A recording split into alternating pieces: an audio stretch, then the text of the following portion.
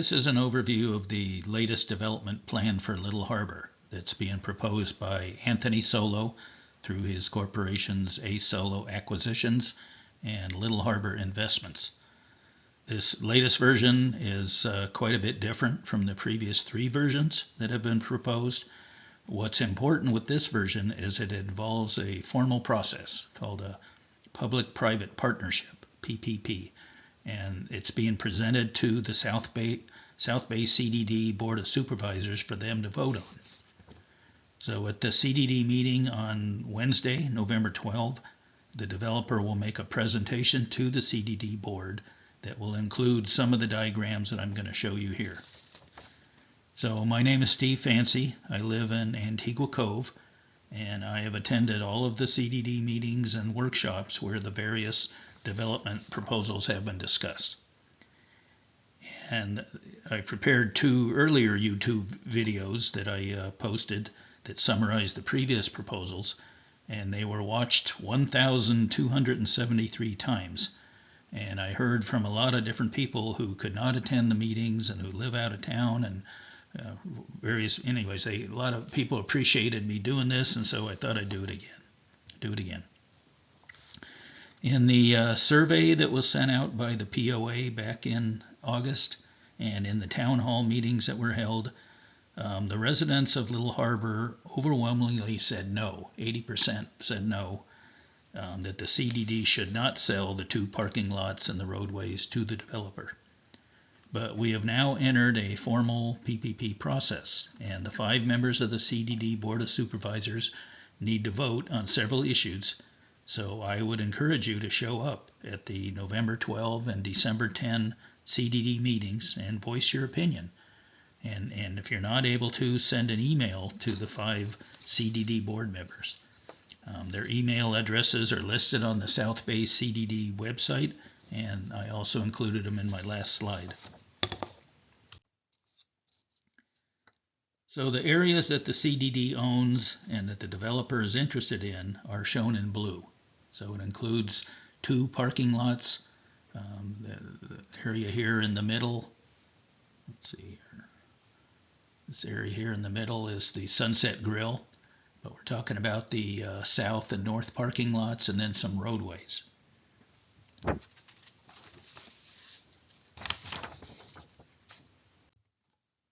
So as part of the PPP package, which involves a number of different components, the developer is now offering a parcel of land called Rec 1 or Recreation 1, Recreation Parcel 1, with the idea that the CDD or POA could at some time in the future raise money through assessments or bonds to build amenities, such as maybe a clubhouse or a swimming pool, or maybe some parking spaces, since there won't be too many places to park down here.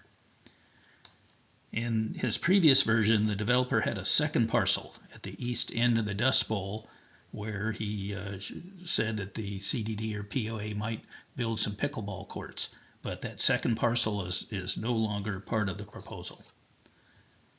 So this Rec 1 parcel, this is located where the Sunset Grill is now. The Sunset Grill will be bulldozed and new development will go in. It will have direct access to the beach, and it will have an easement to allow access out to the POA's fishing pier out here. The area that is now the parking lot north of the Sunset Grill and where the pickleball courts are now, that will all be single-family homes. These are all lots for single-family homes. And then the area south of this Recreation 1 is also all single-family homes. So a lot of the earlier development showing a 100-room hotel and all that has all gone away. So an important improvement that the developer will make to this recreation parcel prior to conveyance is that in addition to getting the necessary zoning changes and entitlements so that the CDD or POA could build some recreational facilities here, the developer will put in a 100-year flood wall and will bring in many tons of dirt to bring the elevation up to FEMA's flood zone elevation X, which is defined as having a minimal to moderate chance of flooding. So you'll see in this cross section that from the parcel up here, you would need to go down some steps and to get out to the fishing pier, so that this is up higher than the level of the fishing pier is now, and that you would need to go down some additional steps to get down here to the beach. So back to the location of this recreational parcel 1, one big problem that people have pointed out is the lack of parking spaces. So if any of us want to take our car or a golf cart down to the beach, where do we park? So that continues to be a concern. So to get a sense of scale, I wanted to see what size of clubhouse and swimming pool would fit within this recreational parcel 1. So I took an aerial photo of the Antigua Cove clubhouse. That's the clubhouse right here. And the swimming pool for Antigua Cove. This is all here. And I superimposed it to scale on this drawing. So the Antigua Cove clubhouse and pool that serves 194 housing units. If the CDD or POA built a clubhouse and pool on this lot down here, it would need to serve somewhere around 1,000 to 1,200 housing units. So if you built something the same size of Antigua Cove pool and clubhouse, it looks like you could fit a few parking spaces around the edges, but there's still this question about where are people going to park. So 2 additional items that the CDD board will be asked to vote on are whether to grant 2 easements across the strip of beach that the CDD owns along parcel I. So this riparian rights, this easement here that's shown in orange, it was not included in the last proposal, and I'd like to find out more about what that is for. This parcel I is just north of where the current pickleball courts are, and the pickleball courts will become single-family waterfront homes, and there are no plans to build new pickleball courts anywhere else in the proposal.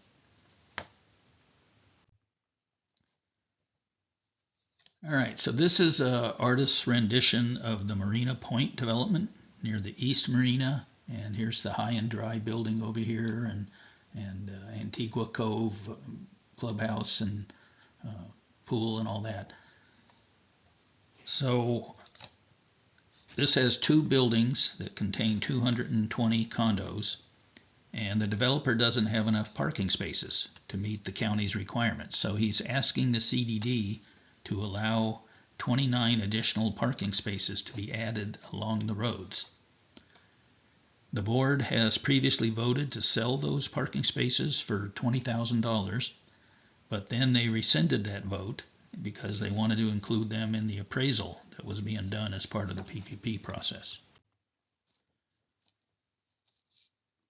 So my understanding was that the appraisal by Hank Fishkind would determine a fair value for the CDD to provide these parking spaces to the developer.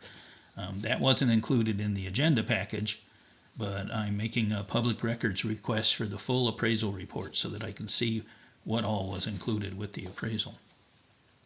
But this diagram here, these areas in green along 32nd Street and then along Sea Grape Drive and around this busy corner here, these areas in green are additional parking spaces that the developer would like to add along Sea Grape.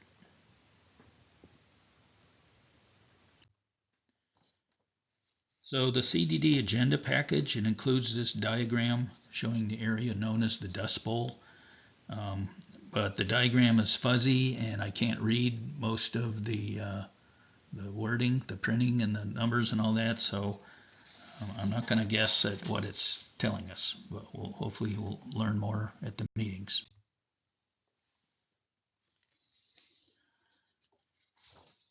So the CDD agenda package includes some pages from the market value report that was done for the CDD to determine the value of the parking lots and the roadways that are shown in blue. The way that they did this appraisal was surprising to me. I've done a number of appraisals myself.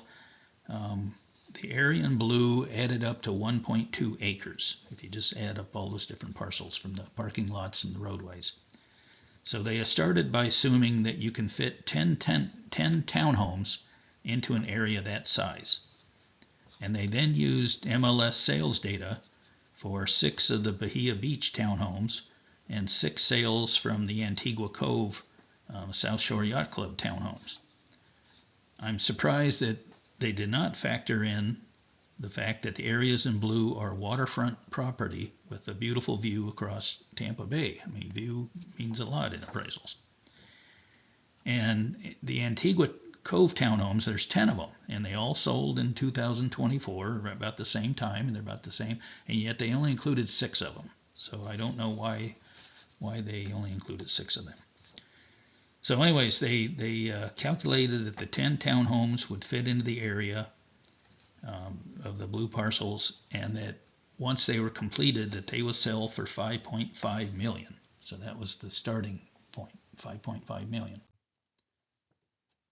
So here's where the magic happens. So they assume that land values were 22.5% of gross sales values based on other data for the county. So the land in the blue parcels was then valued at $1,234,000, rounded off. Then they subtracted the costs of developing the lots. So you have to put in utilities and infrastructure and storm sewers and all that. So that brought it down to $713,563. But the blue areas are not currently zoned for residential units. So they just said, okay, let's reduce that by 50%. I'm doing a 50% discount, and they came up with $357,000 as the value of the blue parcels. So as part of this PPP package, the developer is proposing a fiscally neutral exchange with the CDD, meaning that no money will change hands, that in exchange for the blue parking lot and the road parcels, and the 2 easements across the CDD beach near the pickleball courts, and the 29 parking spaces for Parcel P near the High and Dry building, the developer will provide this Recreation Parcel 1 that includes a 100-year flood wall and it's elevated to flood zone X, and will have the zoning changes and entitlements in place so that the CDD or the POA could someday build recreational facilities here using their own money. So as I mentioned earlier, we have now entered a formal public-private partnership process. Even if you voted in the survey that the POA sent out back in August, in which 87% of people voted no, this version of the proposal is different, and your CDD Board of Supervisors will need to vote on this latest formal version of the proposal. So if you're not able to go to the meetings on November 12 or December 10th and voice your opinion during the 3 minutes that each household is allotted, then I would encourage you to email your CDD representatives and tell them what you think about this latest proposal. Their email addresses are posted on the CDD website, and I've included them here for you also. And that's all I have to say about that.